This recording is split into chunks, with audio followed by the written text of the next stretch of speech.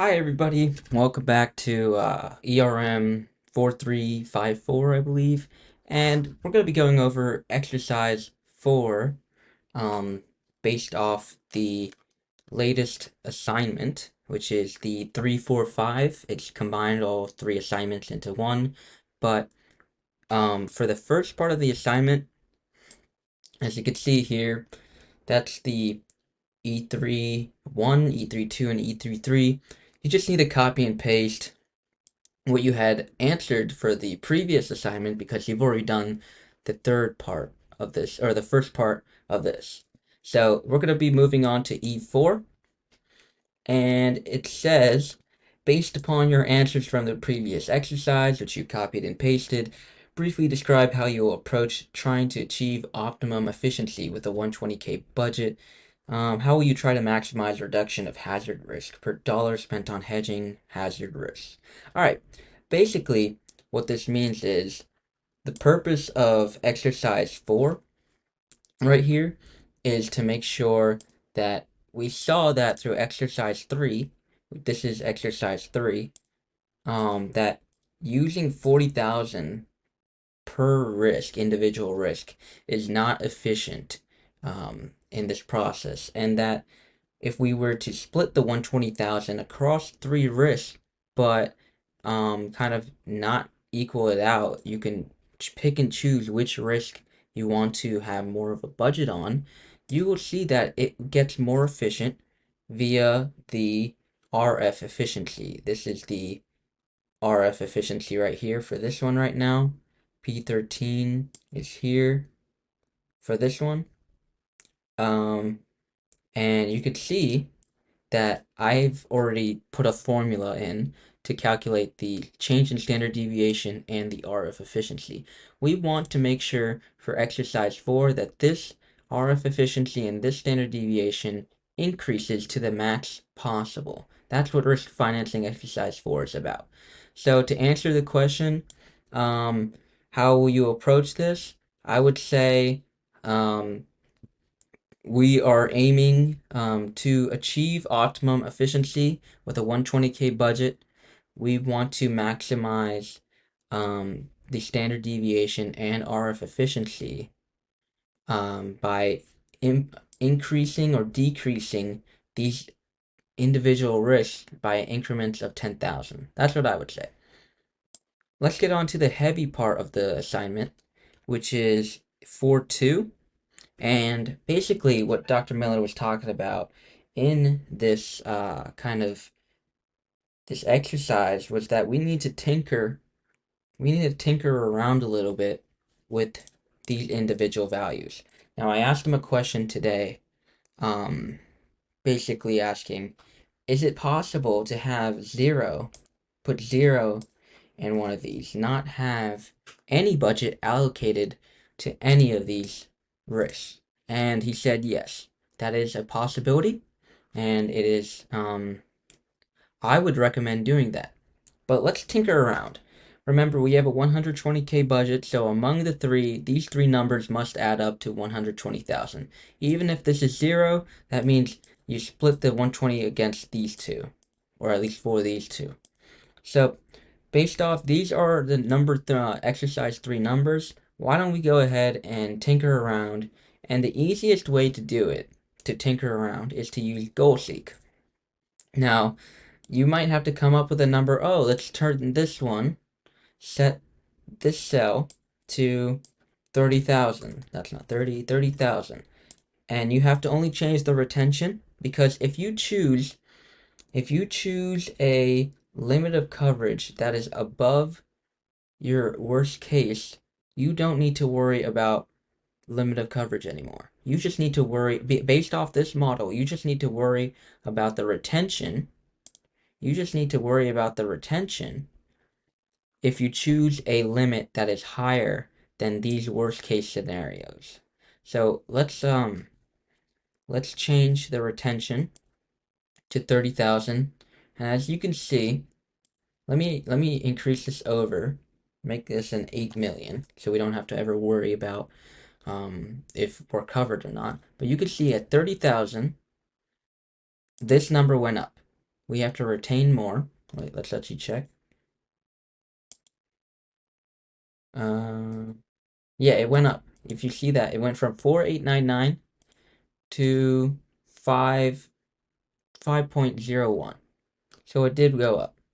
And you can see here, it was originally 264,000, now it's 258. So you know that it went down, which means we're less efficient.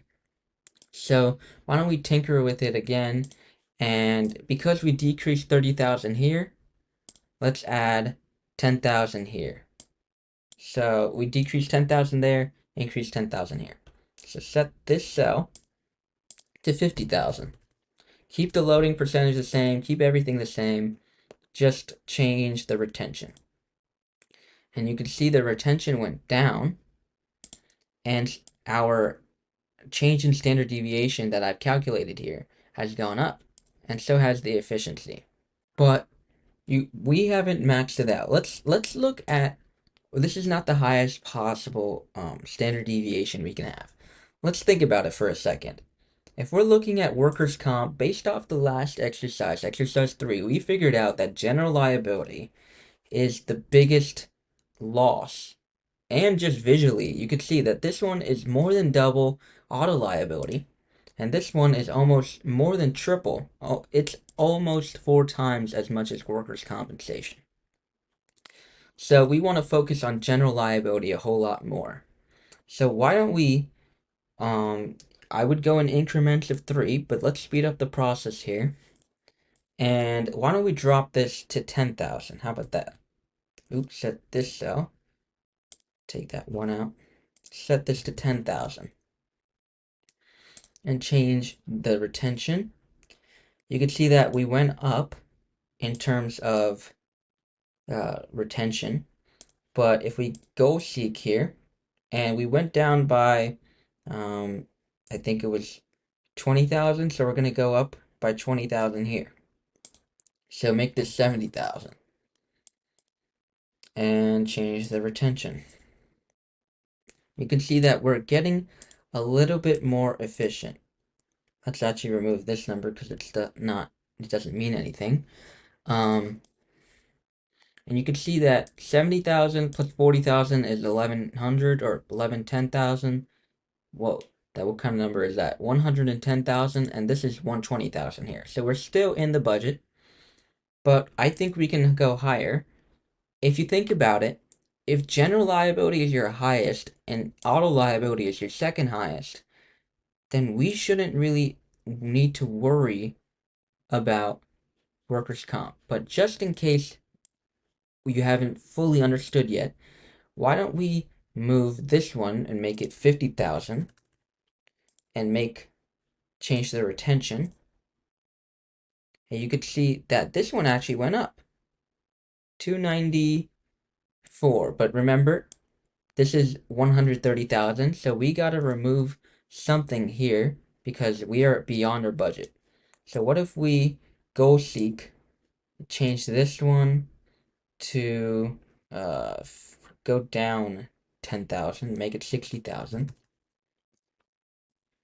and change the retention. And you can see we're at 286,514. Now you might be thinking, how do I know whether or not I hit the max? Well, that's up to you to decide and figure out. For me, we know that workers' comp is the least worrisome version or least worrisome risk. So why don't we just remove all the budget from workers' comp? So make it 0. And yes, you can do this. And you can see here, we're at 277. Originally, if we look at exercise 3, you could see we were at 264. So we're already higher than our earlier exercise, which was inefficient. So if you see here, we're at 277, but we have $10,000 remaining. Why don't we put it towards general liability and make this 70,000? Will this make it more efficient? You can see here 285. That's pretty good.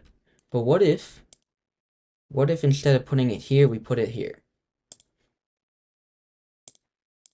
Because you want to focus, there's a reason why we looked at this question. It said, which risk is most responsible for driving the tail risk and which risk is second? Why did we identify which two are the second highest? Because those are the two that we should be targeting. So forget about general liability or forget about workers' compensation and just focus on these two. I'm going to drop this one 10,000 and see what happens. Drop this one 10,000 and change the retention. Remember to only change the retention. 277, and we have an additional 10,000. So why don't we make this 60,000 now? That's 600, and change the retention. You should see retention go down. And by far, right here, oops, this is the biggest change that I was able to compute. That is the greatest change in standard deviation. So calculating here, the greatest change, all you got to answer here is you're looking, it's only asking for allocation of how did you allocate your hedging budget across the three? It's only looking for the budget. So put 60,000, 60,000, 0. At least for me, that's what I was able to compute. If you were able to find something higher, let me know in the comment section. And then the risk. So you're looking at the combined HRP, which is, if you just do a quick math, just do this number, which is the standard deviation, total standard deviation minus what you were able to hedge, which is 292,265, which I calculated here. And then to get this RF efficiency, if you want to get the decimals or you want to round up, all you got to do is add that. But all you got to do is take this number and divide by 120, because that is 120,000 budget divided by 1,000. If you're looking for the formula, it's in the instructions. Just scroll and you can find it actually here. Let me find it for y'all. Here, you can see expected cost divided by 1,000. So you just take the expected cost of 120,000 divided by 1,000, you get 120, and you do this number divided by 120, and you get your RF efficiency. So looking at the Word document, that's basically it for 4.2. Let me know if you have any questions, but this is how you do it.